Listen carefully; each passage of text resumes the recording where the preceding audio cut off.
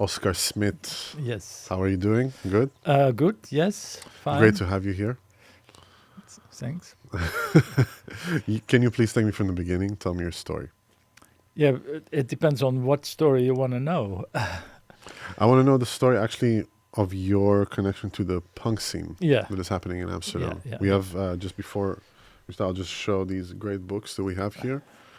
We have the Paradiso Punkjaren Yeah. here, which means the punk years of the Paradiso. Yeah. And you're talking between 76 all the way to 81. Yes. Here. Yeah. And yeah, the beginning of that is, of course, punk itself. When because I was a student in Amsterdam in the 70s, and I was interested in music, but not so intense. But then when I heard the first punk records, I was really blown away by the force, by the intensity, and by the fact that it was new. It was new, and it was so different from the music I listened to. Do you remember which punk records it was exactly? Well, I think it was a combination of the first Elvis Costello, the first Ramones, the first Damned single, and the Sex Pistols came a little bit later. But that was so amazing that and I became so curious and I had a cousin.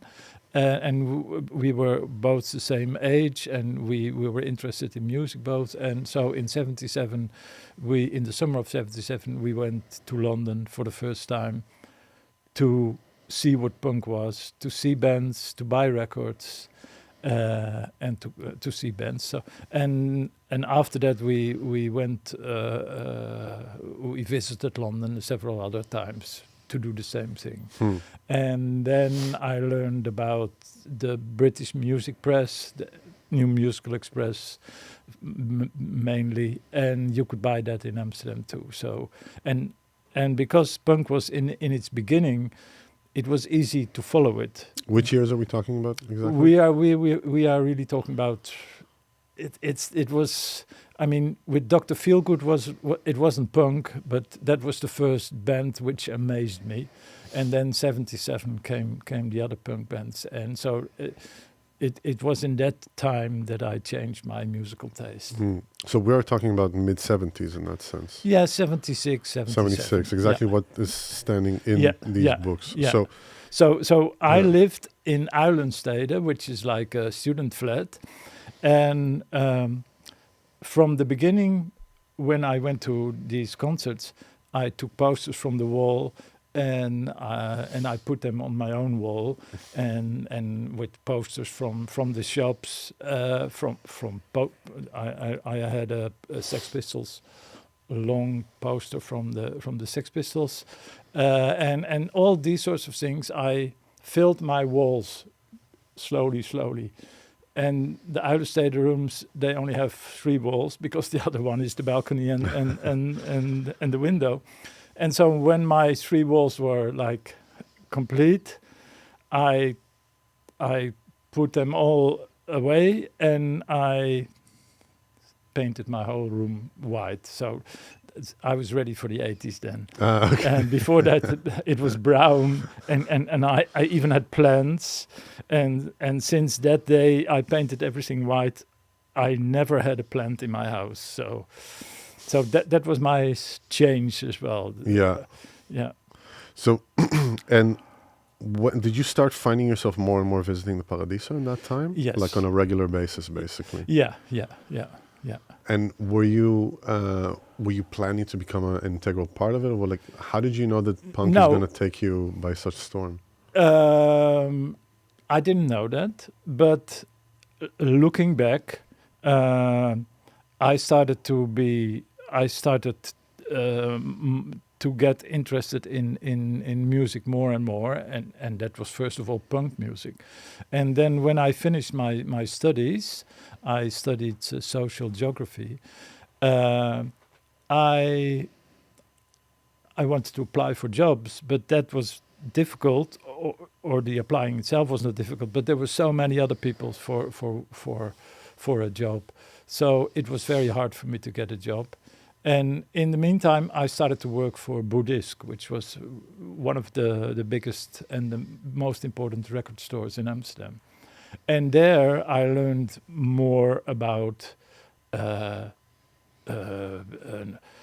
experimental music, like The Residents, like Tuxedo Moon, industrial music. So there was a bigger range of music as well.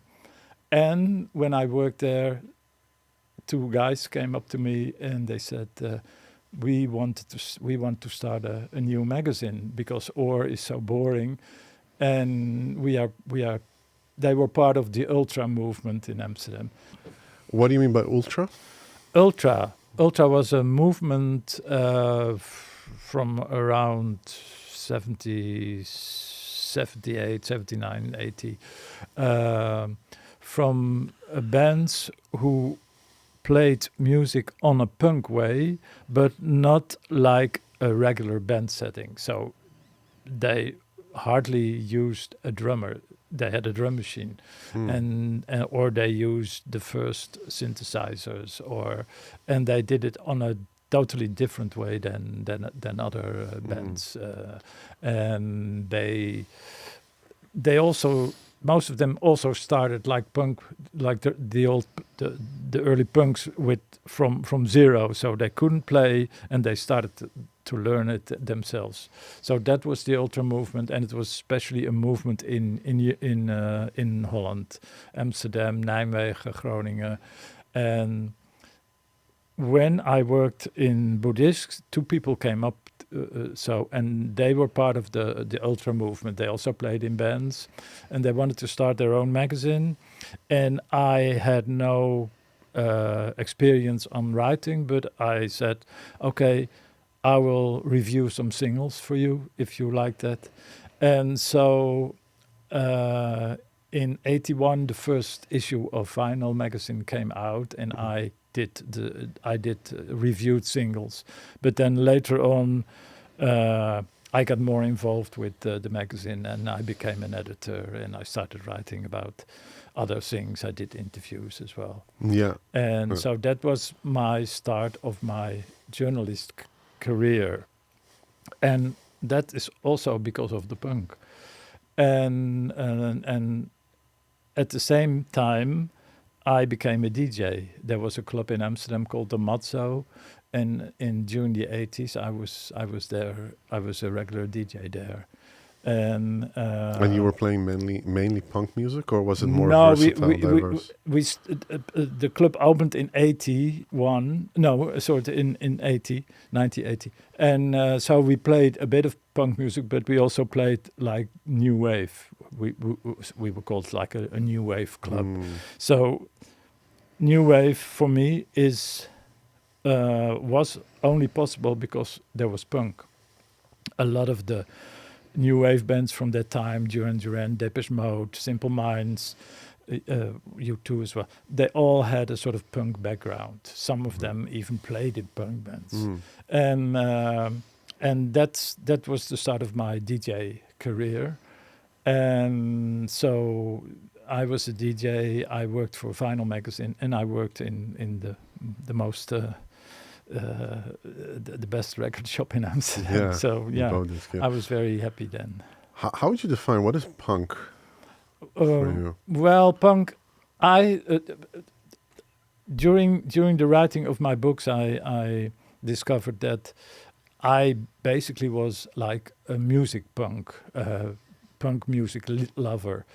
When I went to concert, I was dressed like a bit dressed like what was then called punk fashion. So I wore a tie, and I of course when I started with punk, I cut my hair immediately, and after that I never wore jeans anymore, because I always have black trousers now, but I never wore jeans anymore.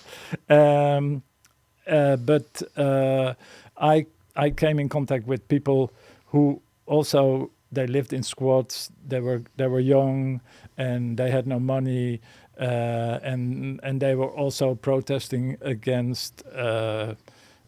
Against everything, because the 80s was a different time then. So first of all, the quality of the housing was very bad, and the youth, they wanted more freedom, and so a lot of punks who lived in squats, they either they walked away from home or either they stayed there with their parents knowing it. But there was a whole scene of punks, and these punks also came to Paradiso. And when they came to Paradiso, they made fun, but they were younger than I was, and I was interested in the music. But I lived in a squat as well. So in Amsterdam, punk, squatting, and the third thing, graffiti, it's all part of the punk movement. Yeah. So if I understand you correctly, it's like the fringe subculture that is kind of like projecting this type of wanting to resist establishment. Yeah. Okay. Yeah. And that came actually also that got expressed in the music itself. Yeah. In Holland, punk music was more fun, but in England, especially in England, punk music was because Thatcher was there. So I was just about to ask that because I see a deep connection with Thatcherism and the fringe, basically, in the anti-establishment. Yeah. In England, it was much bigger than in Holland. Of course, we had Van Acht. And there is this famous Dutch-spoken punk song, Van Acht Casanova, from somebody called Paul Tornado, and he was famous of that. And but that was more like a funny song about Van Acht, our prime minister. But English people hardly made any fun with Thatcher. They were very anti-Thatcher and anti-government, and of course, God Save the Queen from the Sex Pistols is, of course, one of the highlights there of punk. And of anti-establishment. Yeah. And that was especially in England. So in England, it was more, and of course in England there was also the race against against racism.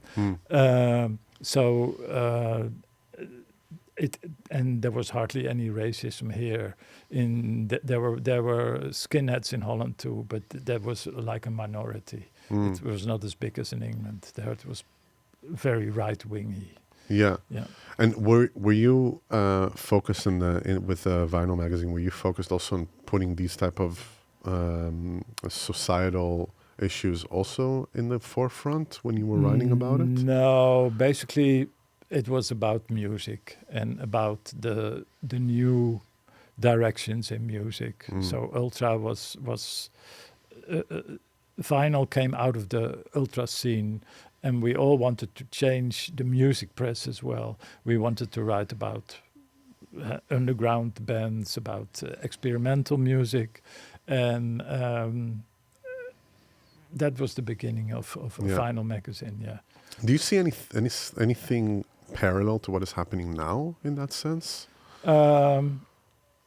Yes, there are parallels, but now all the movements are bigger, and there's so many movements. And when punk started in the early 80s, there were only a few movements. Now, of course, there are movements against the right wing, the raising of right wing politicians. So yeah, I see a parallel, but it's so much. Every movement is bigger, and because all the social media makes it bigger as well, and there were no social media then. If you now post one thing on social media, it can become big in a few hours. Yes.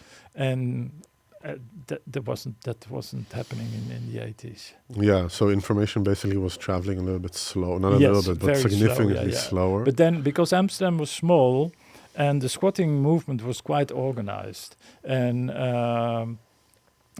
that is one thing which doesn't exist anymore. There are maybe a few squats, but no big squats anymore. And the squatting movement had their own communication thing that. In every squat, there was a list of telephone numbers. So if anything happened, then on your list were the squats you had to call and say, blah, blah, blah, blah, blah, there's something happening. And then they knew that they had to call others. So it could... It was a network, actually. It was a network, yeah. It was a network of support, basically, by the community for the community, in that sense. Very similar to punk, if you think about it. Yeah. I see the parallels, I see the similarities actually of happening. Because you said something interesting about the fact that they couldn't play, and then they picked up instruments and they started playing. Yeah. But at the same time, at some point, kind of like it formed into something that was good enough to be put on stage and to be projected out, and people would come in droves, I assume, from seeing the amount of coverage that it got also. Yeah. And it influenced people. So that's also anti-establishment in the sense of, I come from conservatories, I come from all that stuff. It's like it's very established, institutionalized. Yeah. I also have a little bit of punky thing. I'm problematic, but but it's more. What I mean with that is that these type of movements actually are there to create a community, right? I don't know if it was deliberately so that they created, but it became a community. Yeah. And the thing with punk in the beginning was that what you were saying was right. For instance, the Sex Pistols played in Manchester for the first time, and in the audience there were lots of people, and they thought, "Wow, that's the Sex Pistols," but they can play. We can play that well. We can play as well. And so the story is that after the Sex Pistols came to Manchester, a lot of bands started with the point that they saw the Sex Pistols. Yeah. And here in Holland, it's the same for a lot of people, a lot of bands. They saw a punk band, or they heard, and they saw it. For instance, the Flying Spider. There were a few bands in the beginning who were already a band, like Panic, like the Flying Spiders. When they saw a punk band, or they heard, they thought, "Wow, we're going to change our repertoire, and we're going to play punk music." So they were the first punk bands, bands who already existed, and they changed from music. Yeah. Beautiful, beautiful. So when did this book come about, in the sense of to decide to put this in writing? Oh, you mean the idea? The idea, yeah. When you decided, basically. Yeah. And take me through the steps, because I can assume you didn't write it in the 70s. No, exactly. No. Well, it all started, I think, in 2012, or. Anyway, it started with how do you call that? Nederlands misschien of. We did together with the people from the Ultra Time. We did we did an exhibition of the first punk labels in Amsterdam, and also bands from the Ultra movement. And so we did we did an evening in Paradiso where some of those bands reformed and played. And we also had an exhibition of the first 3 punk labels in Amsterdam: No Fun, Torso, and I forgot the third one. Sorry.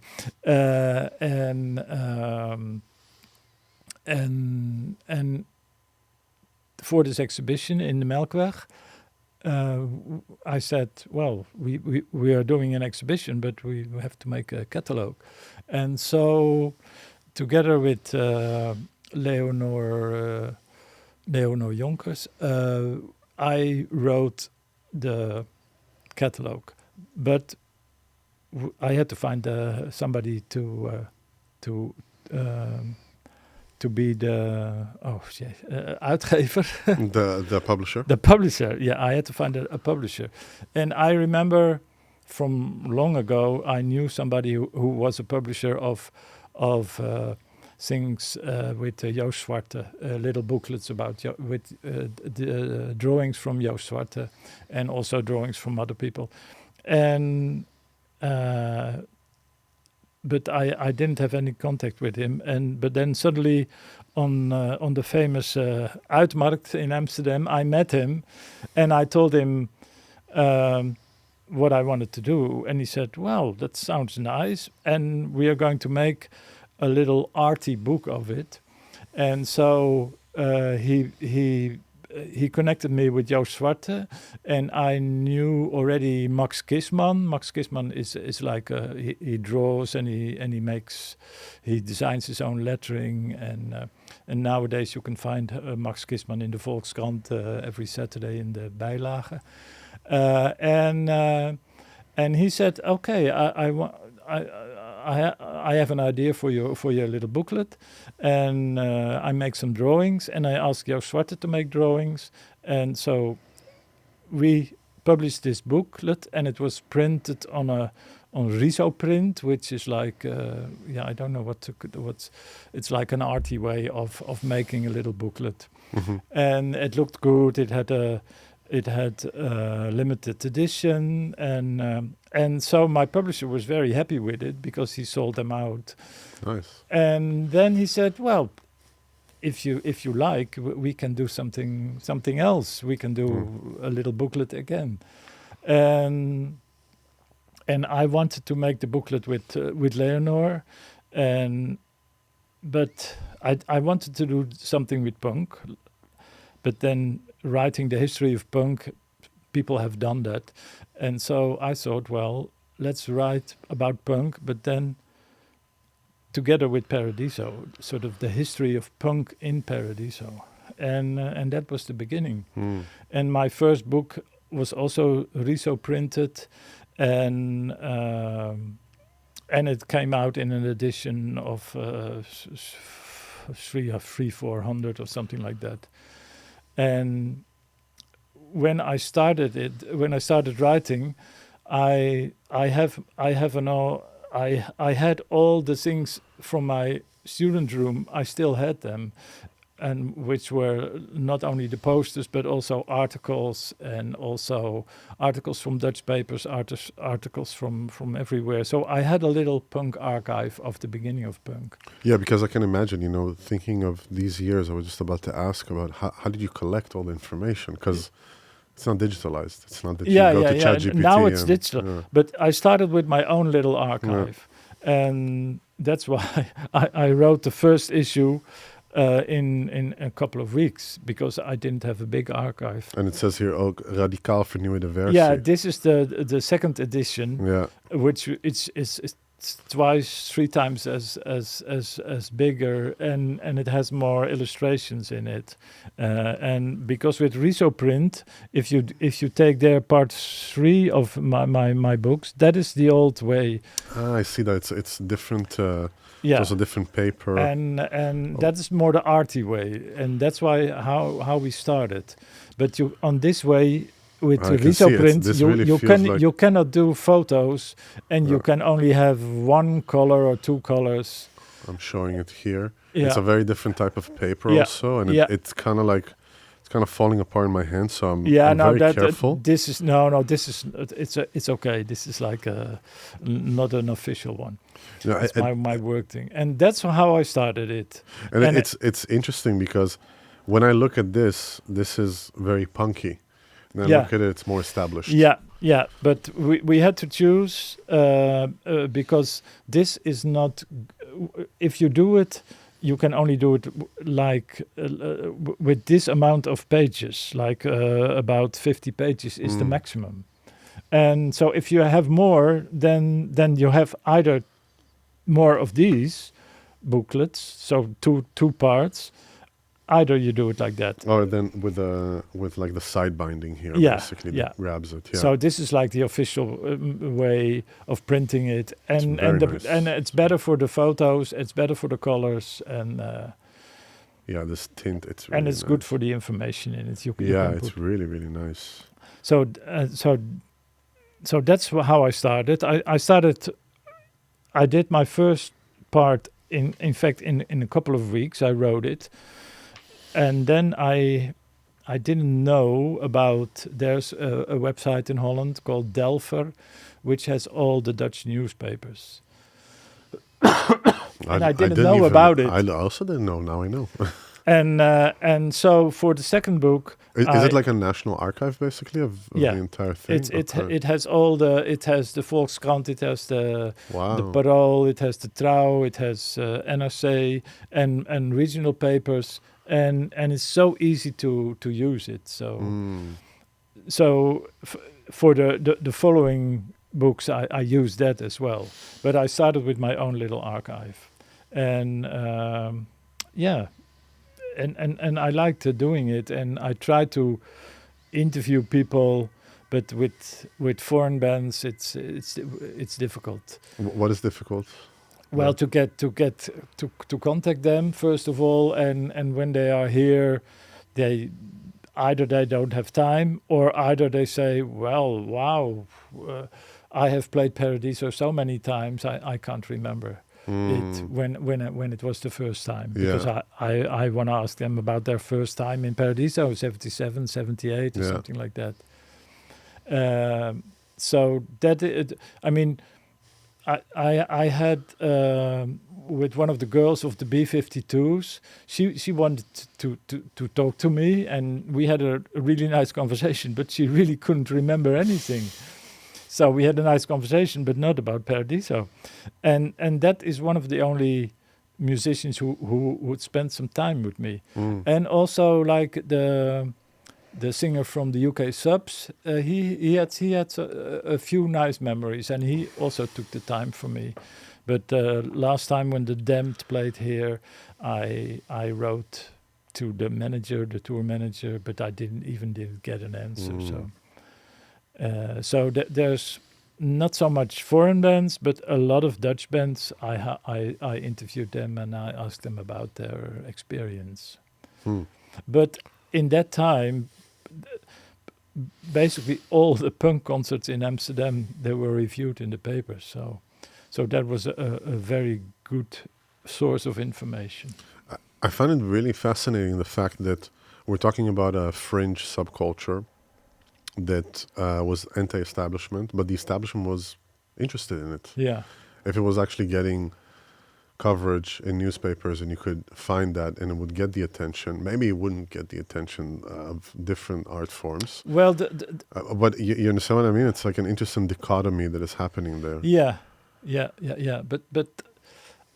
But that at that time, music journalists who worked for papers were interested in new things as well, and there were so many bands from outside Holland who came to Paradiso, and their job was to review music. So they reviewed it all, and the most of them were interested in the music, and also that if you read all these reviews compared with the reviews now, because punk was so new, most of the reviews started with explaining what punk was, but also and the spot, the place where this band came. So what was the role of the band in punk? And then halfway they started to write about the concert, but the first part was explaining, and you hardly see that now. That's like free PR basically of the whole movement.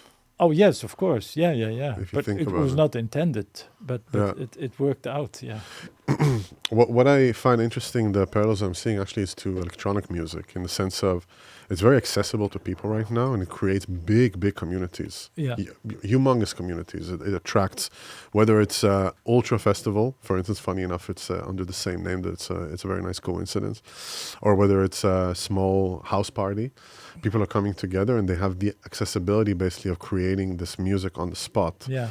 You don't have to know how to play an instrument. You don't have to know how Yeah. to Yeah. actually operate something very complex, and you gather people and you bring them around. Similar to that, if I look at it when they started to write about electronic music in mid 80s, beginning 90s, it was a similar thing because they had to explain what it is in the beginning, and then where does the person come from, Yeah. and then later actually what happened. And now it's a big phenomena. It's a huge phenomenon that is unmatchable actually in terms of influence. Do you see these parallels? Do you understand what I mean? Also as a journalist.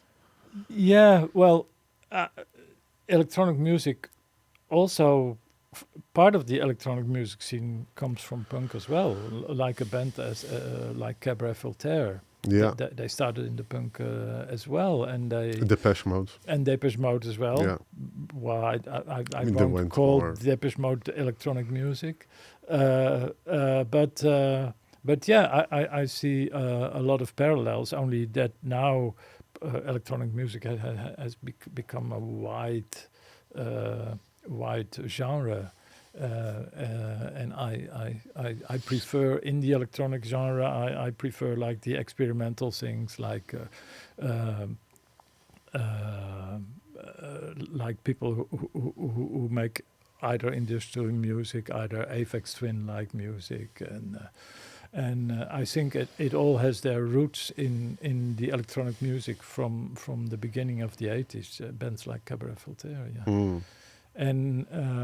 And yeah, they were punk too, but then with electronic music. Yeah. And now there is now a movement in Holland called the Nieuwe Nederlandse Naïviteit, which is like a movement of The new Dutch naivety. yeah, they sing in Dutch and they make they do it with electronics like in the 80s, experimental electronics or basic rhythms and very 80s like, but not smooth or polished, but rough, and then they sing in Dutch, and that's happening in punk as well. I mean, the whole Dutch people singing in Dutch has become more normal than it was in the 80s, for instance. Really, it was. Yeah. It was. Was there a suppression in the 80s? No, there was no suppression, but singing in Dutch wasn't cool. Really? Wow. You I have wouldn't the think same that. thing. You have the same thing in hip hop. Like the first Sure. Dutch rappers, like Extins, he started in English, and then suddenly, and the first rappers in Holland wanted to do as the hip hop in America, and they all singing in or rapping in English, but then suddenly Extins discovered that he could do it in Dutch as well, and had success. And then slowly, Dutch rapping became cool as well. Yeah. I wonder if it has to do with just direct influence, of course, of British pop culture, American pop culture back then, I think or is it like counter nationalism? maybe it's more like that. Counter It's not nationalism. like really nationalism, Well, the wrong nationalism, but it's like that they are proud of doing it in Dutch, and instead of trying to do it in English and hardly understanding what they're singing. yeah. Yeah. So I think it's more direct when they do it in Dutch. For yeah, like the hip hoppers now. Yeah. Yeah, because what I see with, we discussed about it also off camera quite a lot about like the fact that nationalism has this like pendulum, and we're seeing it swinging right now. Doesn't mean, I'm not talking about this like right wing extremism of race theory and stuff like this. I'm talking more about the fact that so many influence have been entering a country and the globalization of it, Yeah. that all of a sudden there is this, let's say, trajectory that takes you back into the roots. That could be connected to that, Yeah. in the sense of we want to feel that we speak Dutch here and that we have Dutch culture and what is Dutch culture. Mm. And the music and food are very much connected to that, you know, let's say, the things that we consume. So it's interesting what you say here about that. It could be, yeah. But I also think, if somebody starts singing, rapping in Dutch, then and if others see that sounds cool and that you can have success with it as well, then people will follow it. Yeah, Yeah, yeah. So now Dutch music, Dutch spoken singing music is in every genre. yeah. Except heavy metal, maybe, but I'm not very into metal. So Interesting that you're not really into metal when it's like they're almost like cousins, you know? well, yeah, but like I have worked for a record company, and we did a lot of heavy metal, real metal, and it's- real metal I find boring, but because it reminds me of the 70s. Mm. But when grunge and when the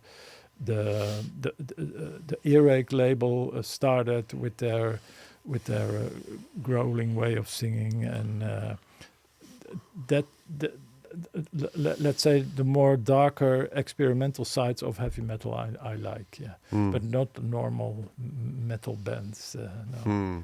no, that's too 70s for me. What is spoken word, like punk spoken word? How does that come into Well, spoken word is spoken word? Yeah. is one of the first was John Cooper Clarke, of course, and I, I, it could be punk or it could be, but it could also be because of the whole punk movement created the sort of atmosphere where everything was possible again, and in England. Spoken word also came with Linton Kwesi Johnson, and reggae and punk were in England were sort of influenced. Did influence each other, and so and at that time we didn't call it spoken word. I mean, it's spoken word is a term which was created the last 10, 20 years or something, Mm. because then the real poets came, people who made poems, and they did it on their spoken word way with music or something like that. But that is become bigger and bigger as well. Yeah. But where are we going to? I like it. We're just having a conversation. Yeah.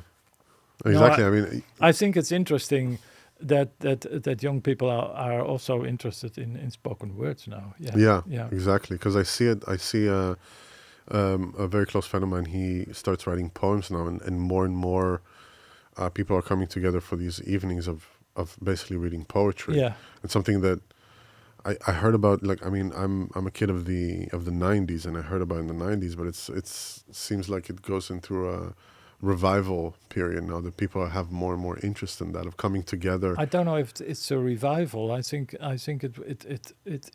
it always was there, but maybe they are now more in the open or something like that. And I think spoken word also has to do with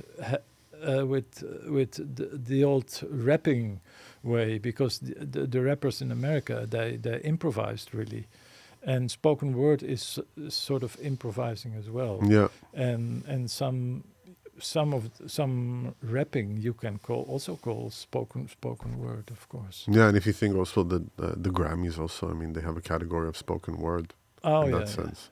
So it's recognized also on a mainstream level in terms of industry. Yeah. You know, so it's not for nothing that people are also going towards that kind of path. Yeah, but in Holland, I don't think it's Grammy. It's on a Grammy level. But I like it in Holland because people who write poetry, and when they read it out, or when they perform it, that's also a sort of, yeah, improvising with your poetry. So it also is a bit of punky. Hmm. Yeah. Wow. Yeah, this is great. I mean, because I was always so, my perception of punk was something very specific. It was like loud, Yeah, but that like very like underground, harsh, yeah, and I think that yeah, it's much that's more communicative towards actually like fringe than what it's being perceived in. yeah. But punk is also one of the basic things of punk is do it yourself, Mm, and just do it, and not only with the music, but also from in when punk started in England, a lot of bands made their the first record of like the Buzzcocks. They made it themselves. They went to a pressing plant, got the singles there, sat together, and made the covers. mm, And because that was an important thing in England when punk started, the records, especially the 45 records, got sleeves, because before only a few of the 45s had proper sleeves, but punk bands started to make them themselves, mm, and also the punk labels, they made covers. So that was the start of.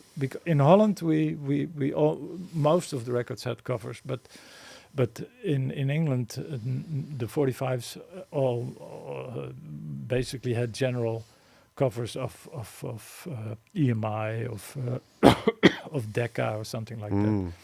Yeah, because everything you're saying right now, actually, it's interesting because I never perceived it like that. The thing of doing it yourself, Yeah, you're doing so. Actually, there's a lot of punks going around, in that sense, especially with the do-it-yourself yeah, attitude. With what is happening right yeah, now, yeah, yeah, people are building their own yeah, platforms. People are building their own yeah, yeah, audiences. yeah. The record labels are not as big gatekeepers as they were in the 90s or That's beginning right. Yeah, yeah, 2000. yeah, People can become huge just from their own work. yeah, yeah, So yeah, it's really just it's an attitude yeah, more in a way of yeah, life, yeah, and it's not so much of let's say the warped expression of, let's say, legacy media of like violence and drugs, and you know what I mean. yeah. Well, drugs wasn't really an official part of the punk. Violence a bit, but no. But yeah, w- w- there's also a Paradiso Punk podcast, and the girl who's presenting it is Elmer, and she isn't a punk, but she has a punk attitude. She does her own shows. She makes the setting up of the shows, and she also kicks against the official people, Mm. and so she has a big punk attitude, uh, and that's what we liked about her, and when we asked her to do the punk Yeah. podcast, and also because she's a girl, and in the punk, girls were uh, more important than before in normal pop music, but nowadays.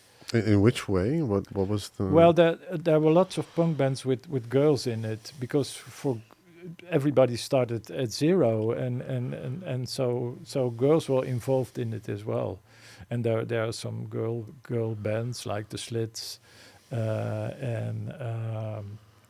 and that was reasonably new as well, because before that there were hardly any girls in the bands. uh, They either were a singer or a singer duo, and in punk the girls were in bands. Yeah, hmm.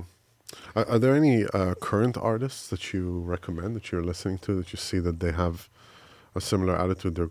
They're let's say cherishing the same type of Uh, spirit. well, there's a whole new generation of punk bands um, bigger bands and and and smaller underground bands. There's Maria Iscariot they are coming there from Flanders, but they Mm. sing in Dutch. Is there, is there like another project that you're working on right now? Not really, but my I'm planning another part of a sixth book, which will be about 82, 83, and probably with the Neue Deutsche Welle, Mm. which came in those years. But I'm not quite sure if I will start it this year or if I will start it next year, Mm. because I'm also have ideas about writing a book about Christmas music. Christmas music. Yeah. Oh, that's interesting. I'm very into Is Christmas Mariah music. Carey gonna be there? No, no, No? no, no, All I no. want for Christmas is She, you. she will probably be mentioned, but it's not the kind of music I will write long essays about. But yeah, I'm and I also maybe it's there, yeah, Oh, the cassette. yeah. There's a whole cassette, yeah. So this is my first Christmas And thing. I'll just show it. Yeah. Oscar's Xmas Carols 1984. Yeah, so at the same time punk came, I started to become interested in Christmas music, and I wanted to do something with it. And then this was in the cassette era, the Whoops. beginning of the 80s. Cassettes were like a new medium, and I wrote to a lot of people. Most of them I already knew because of my connections with vinyl, to record a Christmas song. So, and this is like 80s synth pop or synthesizer pop, but also like uh, experimental things with voices and noises, and so this is a combination of that, and that's how I started, and I released 3 cassettes with this sort of music, and then I stopped with it in somewhere in the 90s. I made a CD with Christmas music, and then about 10, 15 years ago, there was a Spanish label, and they asked if they could release a few of the tracks from my Christmas cassettes on LP, on vinyl. Mm. And so that's on vinyl. And last year I asked a Dutch band to record a Christmas song for me, and I released a 10-inch with 8 songs from Dutch acts, Mm-hmm. and um, yeah, so that is my Christmas thing. And now maybe and I also, there's a website called Christmas A Go Go, which is from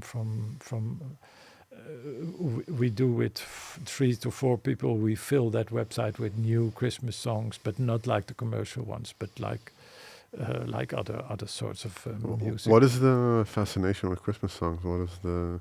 Well, it's because it's part of the whole atmosphere around Christmas. When you play special music, when you have your special decorations, when your mood is different, uh, and I like it. You can play that in a short period, and yeah, it makes me yeah, it makes me happy. Yeah, I understand that. Yeah. Yeah, yeah. Of course. Seeing the family. Well, it's not like seeing the family. It's more like the Christmas tree and I was actually kidding about that because okay. because did you know that there is a exponential surge with psychologists after the Christmas period. Oh, okay. People are looking to start therapy. Oh, And I understand. Yes, I understand. Spend a week with your family, yeah. and then you become a punk rocker. Yeah. Well, that is one memory of me that I think in 78 or something I was in Greece during the Christmas days, and I remember I had my little transistor radio, and I remember listening suddenly in the midst of the night to the radio, and then suddenly I heard the Sex Pistols from my radio. So, and that was in the Christmas period. So yeah, That's great. yeah. Oscar, thank you so much for doing this. Okay. It's really, it's been great having you here. How long have you been? An hour, yes. Okay. Yeah, with 2 phone calls. But yeah, sorry. Yeah, No worries. I'm sorry. My memory, when you get older, my memory is slowly fading away. And then on these moments when you ask me for names, and then I completely block. And then when I'm home, I think, oh yeah, of course, of course. It's also the cameras, the lights. No, it's not that. No. No? It's the moment you ask me something. You could have asked me there outside, but then I block. So, and that's why writing a book, you can do it on your own tempo. Yes. And you can do research slowly, and it gets on paper, and you don't have to remember it again because you can read about it. Absolutely. Because now I am in contact with a few people who release new records, and they keep me informed about new bands, and so. But I keep forgetting their names. But they're there, really. Well, you don't. You just pushed the mic. Okay, Oscar Smit, thank you again for doing it. We're going to, of course, put your links in the description and the stuff that you're doing. And also, I can assume that this is for sale, right? This is for sale, yeah. You can buy only part 4 is sold out. But only this part that I just picked. At the Paradiso website, you can buy them. That's the easiest way, and in some good record shops like Concerto, you can buy them as well. Ah, great. Concerto on the Utrechterstraat in Amsterdam. Yeah. Again, Oscar, thank you Okay. for doing it. Is there something you would like to plug or say to the camera before we finish? No, I mean, I think my publisher would be happy if he can sell more books. Yes, of course. We're going to put the link in the description. Joao, thank you so much. Our producer here, the best of the best. And you guys there listening to us at home, thank you again for joining us and taking the time to listen to this podcast. We love you. Please like, subscribe, comment, engage with us. And we will see you at the next concert or the gig.